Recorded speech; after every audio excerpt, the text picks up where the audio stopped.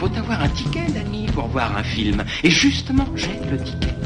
Dès qu'il sort d'une salle obscure, Bobo Léon dégaine son micro-baladeur et commente le film qu'il vient de voir. Je ne veux plus entendre parler de film. Ciné Parler, sur Cinéma Radio. Je suis sûr que t'adores les répliques de cinéma du genre « Fais-moi plaisir » ou « Je suis ton pire cauchemar ». Et celle-là, qu'est-ce que t'en dis? Les babiles débiles du babouin nubile. www.cinemaradio.net. Ah, tu l'attendais pas, celle-là, hein? Et sur toutes les plateformes de podcast.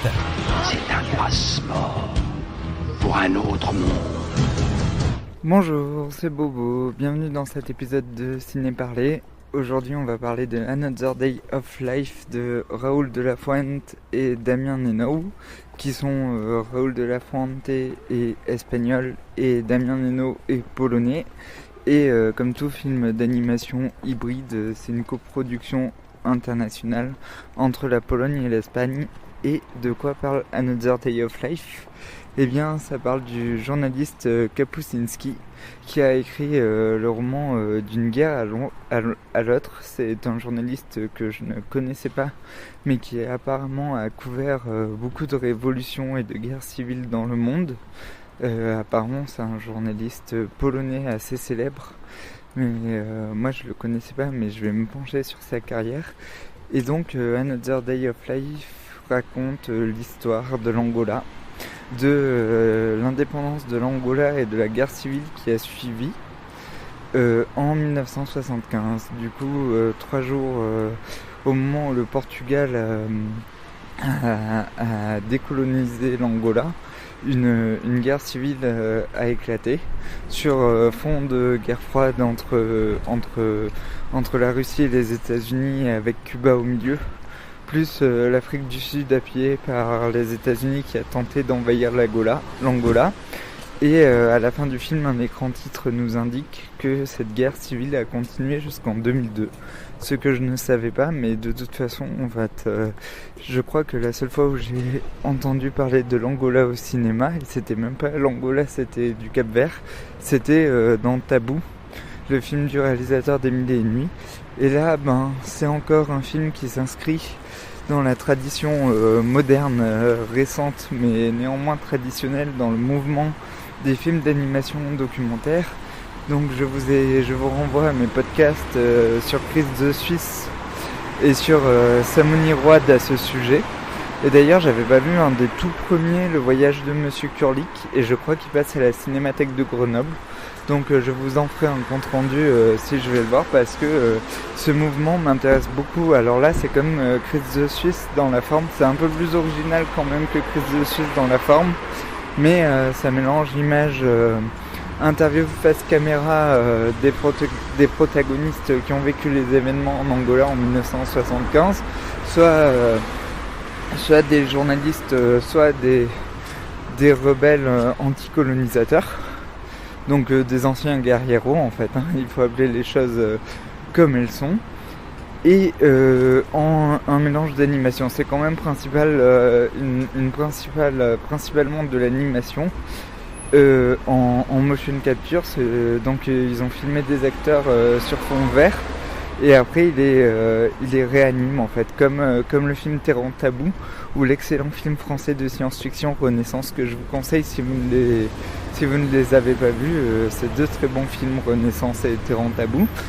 Et donc Another Day of Life utilise cette méthode et mélange avec des images contemporaines de l'Angola tournées à la manière d'un clip, et avec ces interviews face caméra, mais qui sont assez bien faits. On n'entend pas la voix off des réalisateurs, mais par contre les scènes d'animation sont très belles et les personnages sont très impressionnants, notamment les 2 rebelles, Carlota qui est décédé pendant la guerre, et Farusco, lui qui a survécu et qu'on voit interviewer. Donc c'est un film très intéressant dans le fond.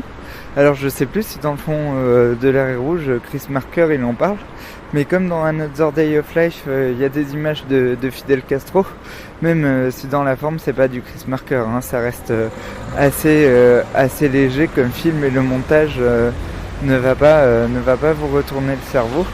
Mais quand même c'est un film assez impressionnant qui mélange très bien les interviews de prise de vue réelle et l'animation. Donc voilà, et cette méthode d'animation, moi je l'aime beaucoup.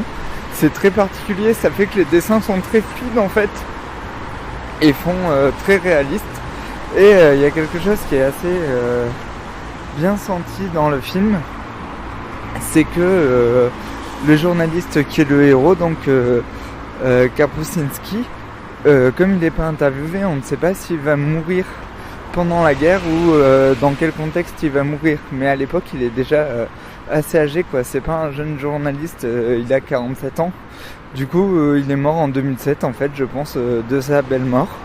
Et voilà, il y a un truc que j'adore dans ce genre de film aussi, c'est la notion de pourquoi t'es reporter de guerre, et toutes les scènes dans les hôtels internationaux où ils sont protégés pendant que les civils sont sous les balles. Ça vraiment, ça me passionne la question de l'hôtel international pendant les périodes de guerre et où sont protégés les journalistes. C'est vraiment quelque chose qui me fascine. Et donc on voit bien ça, et aussi la question de pourquoi ils y vont tout le temps, quoi. Ils savent qu'ils risquent leur vie, ils savent qu'ils vont au front, et voilà, bref, tout ça est très intéressant, très instructif, on apprend plein de choses, on a envie d'aller creuser sur la situation de l'Angola en 1975 et sur la situation coloniale du Portugal. Du coup, je pense que Another Day of Life est un très bon film. Je vous le conseille. Ça m'a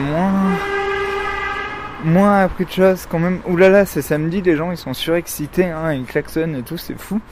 Ça m'a moins excité que Samouni Road quand même. Ça m'a moins retourné le cerveau, ça m'a moins fait mal et tout.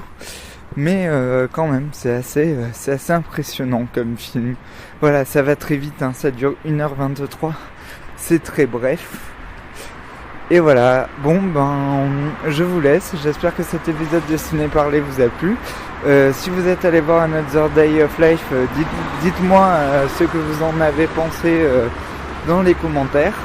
Je vous dis à très bientôt, et vous pouvez écouter Ciné Parler sur Cinéma Radio, sur Deezer et sur toutes les plateformes de téléchargement. Au revoir, à bientôt, ciao ciao. Il faut avoir un ticket, Danny, pour voir un film. Et justement, j'ai le ticket. Dès qu'il sort d'une salle obscure, Bobo Léon dégaine son micro-baladeur et commente le film qu'il vient de voir. Je ne veux plus entendre parler de film. Ciné Parler, sur Cinéma Radio. Je suis sûr que t'adores les répliques de cinéma du genre « Fais-moi plaisir » ou « Je suis ton pire cauchemar ». Et celle-là, qu'est-ce que t'en dis? Les babiles débiles du babouanubile. www.cinemaradio.net. Ah, tu l'attendais pas, celle-là, hein? Et sur toutes les plateformes de podcast. C'est un passeport pour un autre monde.